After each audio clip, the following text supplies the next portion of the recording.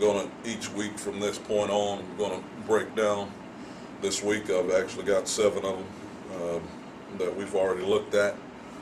Going to break them down, go more in depth with what we need to see on how to make bread together with others. When we know what element of the kingdom that God has given us for our nature, it's gonna pave the way to help us recognize what our character is supposed to be. Because you have to remember that our character is how we act. It's what we do.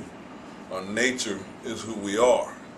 And when we figure out who we are, and I'm going to look at that more in depth today. I'm going to, if you will, you can go ahead and turn to Jeremiah 13.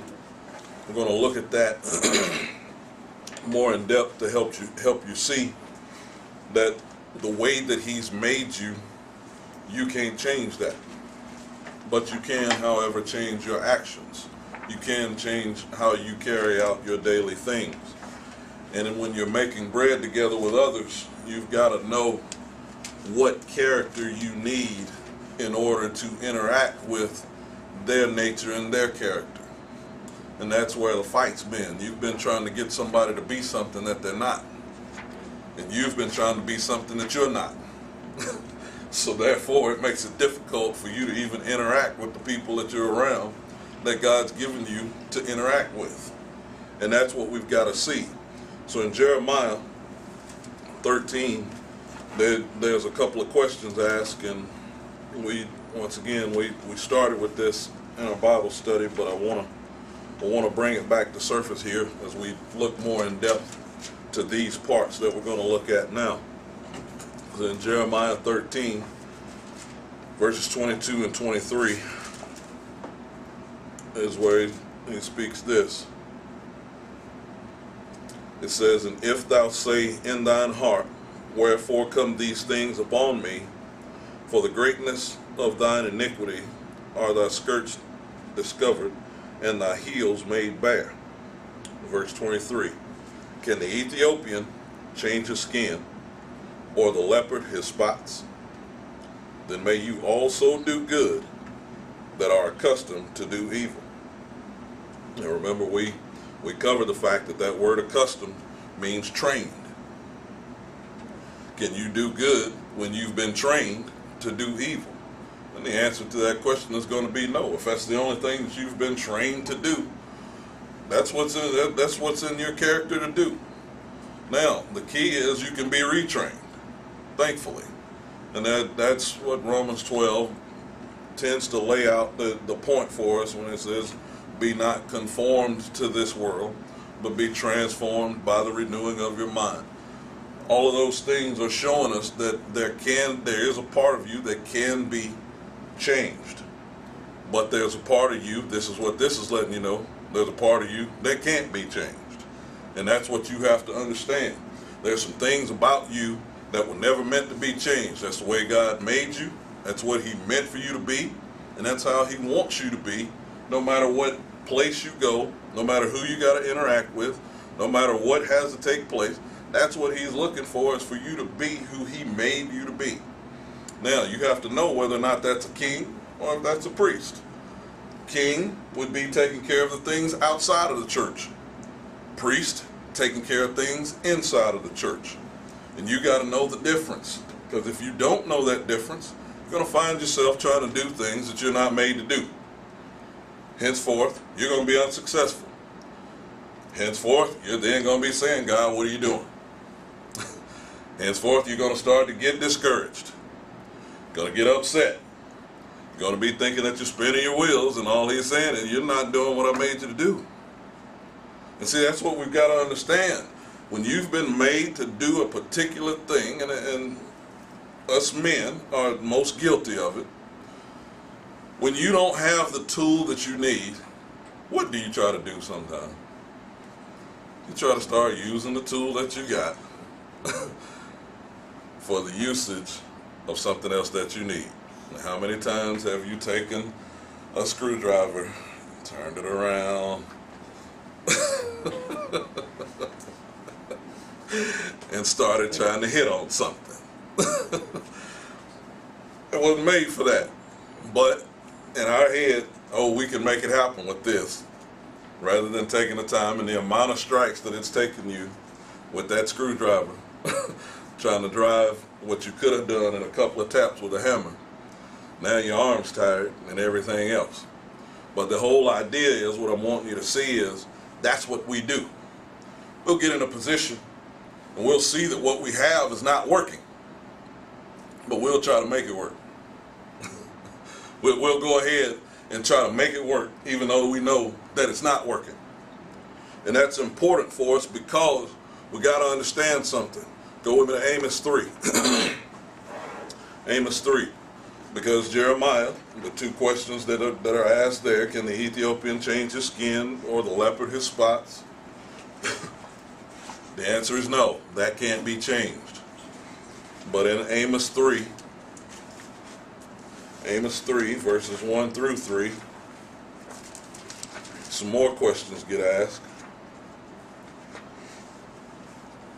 Actually, I'll read down through 5 as well, but Amos 3, beginning at verse 1, says, "Hear this word that the Lord had spoken against you, O children of Israel, against the whole family, which I brought up from the land of Egypt, saying, You only have I known of all families of the earth. Therefore I will punish you for all your iniquities. Can two walk together, except they be agreed?" Verse 4 and 5, "Will a lion roar in the forest when he hath no prey? Will a young lion cry out of his den if he have taken nothing? Can a bird fall in a snare upon the earth where no gin or trap is for him? Shall one take up a snare from the earth and have taken nothing at all?" Those questions that they're asking, that Amos is asking here in verse 4, will a lion roar in the forest when he hath no prey? So in other words, he's saying there's a time that the lion doesn't actually have prey. Will he roar at that time? No. Because if he's after prey and he roars before he gets it, then the prey is going to take off. So he understands that the prey, he knows that the lion understands how to go about getting his prey. It's not fixing to just be roaring for nothing. Now, if we Christians could ever get a hold of that, quit roaring just for nothing. Just doing a bunch of roaring, ain't got no prey, ain't overtook nothing, but making it seem like you're super Christian and can take over the world. You got to understand that what God is trying to do for us is give us a character to go with the nature that He's given us, to be able to overtake whatever He puts in front of us. That's what He's trying to tell the children of Israel when He lets them know, wherever the sole of your foot treads, I've given that to you. I'm letting you know I have empowered you to overtake some stuff, but you got to know how to respond to it when you face it. So if you don't know your nature, then you're not going to be responding properly in your character. You're going to be doing things that you shouldn't be trying to do in place of, at the time of doing the things that you should be doing. And that's what has got you in a lot of the trouble that you're in now. That's what we got to see. Because understand this, in verse 3 when it says, "Can two walk together except they be agreed?" Understand this. See, you act a particular way because of the way that you have been trained. That's just what you have to embrace. You got to embrace that first. You act the way that you act right now based upon what you have been trained to do. Now, the whole idea is you got to figure out what trains you. Did someone actually train you this way? Or did you get to the point to where you just started reacting and your reactions have trained you? You got to be honest about that. Because until you're honest about that, you're not going to be able to change anything, because in your head, you're going to be thinking, I can't change this because this is just the way I am. This is just the way that I am. And that's what we've got to understand about this. Go with me to 1 Samuel. Because in 1 Samuel 2, this is where I really want you to see where this comes to light. Because, once again, you act a particular way because of the way that you have been trained. Now here's the key. If no training is implemented, whatever's in the nature is how one will act. Whatever's in your nature is what's going to come out if you haven't been trained any particular way. But the whole idea of that is that whatever's in your nature, you got to know the environment of where your nature's supposed to function. See, because if you don't know the environment that your nature's supposed to function in, now you are putting yourself in trouble. And I'm going to show you how. In 1 Samuel 2. Look at 1 Samuel 2.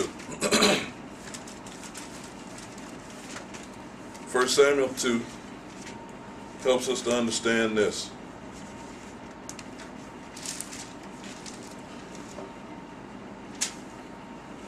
Look at verse 11.